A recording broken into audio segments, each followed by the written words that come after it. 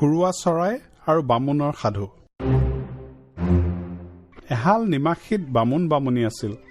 এদিন বামুণে গাঁৱলৈ যাওঁতে এটা কুৰুৱা চৰায়ে এটা ৰৌ মাছ ধৰি আনি এখন দলনি পথাৰত আতৌপুতৌকৈ খাব খোজা দেখি লৰি গৈ চৰাইটোৰ মুখৰ পৰা মাছটো কাঢ়ি আনিলে। মুখৰ টোপটো যোৱা দেখি চৰায়ে আকাশত নিৰাশ হৈ বেজাৰ মনেৰে কবলৈ ধৰিলে, পৰলৈ দুখ কৰা কোনো সকাম নাই।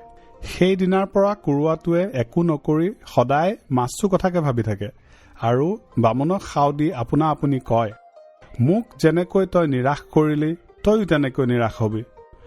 সি মাছৰ কথাকে ভাবি গুণি থাকি শোকত লাহে লাহে শুকাই খিনাই গৈ এদিন মৰি থাকিল।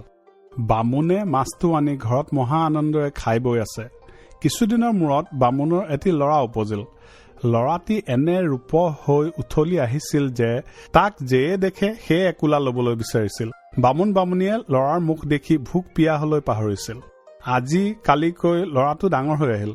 ৰূপে গুণে ল'ৰাক কেউপিনে পেলাব নোৱাৰা দেখি বামুণ বামুণীৰ আনন্দত পাৰ নোহোৱা হৈছিল।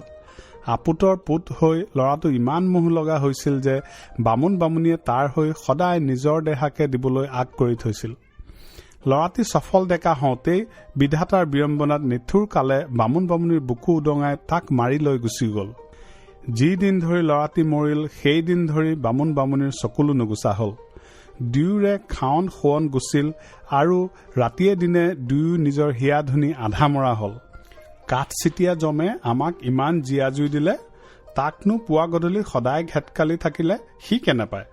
এই বুলি বামুণে ঢেঁকীটোকে নিতৌ ঘুমুৰ ঘুমুৰকৈ জমৰ হিয়া খুন্দিছো বুলি কৈ খুন্দি থাকে।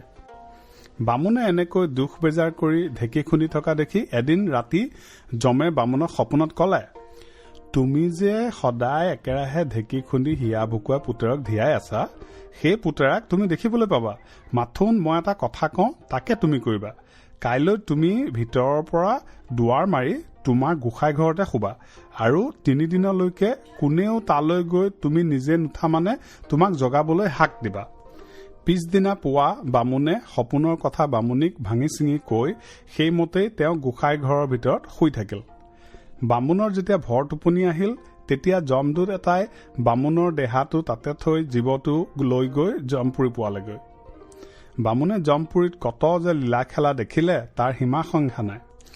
যমদূতে হেনো কোনো পাপীক হালে হালে সাঙুৰি খুন্দি তাও কৰিছে, কোনোক উভতাই মুঠ চেলাই খাৰণিত জুবুৰিয়াইছে, অঘাইতং পাপীবোৰক সিহঁতৰ জিভাত শলা মাৰি মহ টনা দি টানি নি নৰক কুণ্ডত পেলাইছে।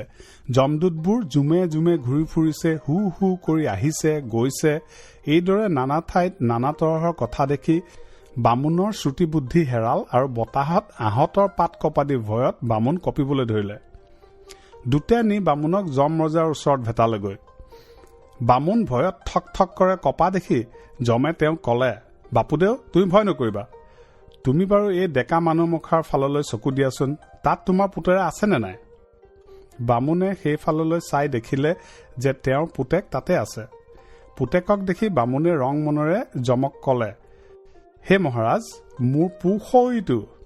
বামুণৰ উত্তৰ শুনি যমে কলে, তাক ইয়ালৈ মাতাচোন, যদি সি নাহে তেন্তে তুমিয়ে তাক মাতি আনাগৈ।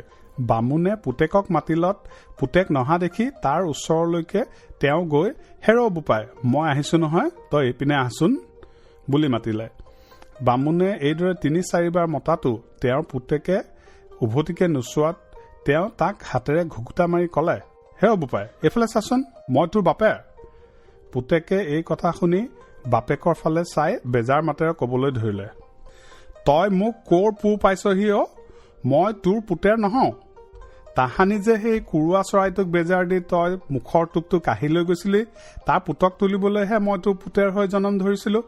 এতিয়া মনত পৰিছেনে? মোৰ মনত তই যেনেকুৱা জুই দিছিলি তোৰ মনত মই তেনেকুৱা জুই দি গুচি আহিলো। পুতেকৰ উত্তৰ শুনি বামুণে মন মাৰি তাৰ পৰা গুচি আহি যমৰ আগত কলে যে সেইটো মোৰ পু নহয়। বামুণৰ কথা শুনি যমে তেওঁক কলে, তোমালোকে মোক অকাৰণতে দুখ দিছিলা, এতিয়া দেখিলা দুখ কাৰ। এই বুলি যমে দুটৰ চকুলৈ চাই থাৰ দিলত দুটে বামুণক ততালিকে লৈ আহি আকৌ বামুণৰ গোসাঁই ঘৰ পুৱাই দেহাটোৰ ভিতৰত সুমুৱাই থৈ গুচি গ'ল। বামুণে সাৰ পাই বামুণীক সপোনৰ সকলো কথা ভাঙি পিটি কলে আৰু তেতিয়াৰ পৰা বামুণ বামুণীয়ে মৰি যোৱা পুতেকৰ হকে শোক কৰিবলৈ এৰি পেলালে।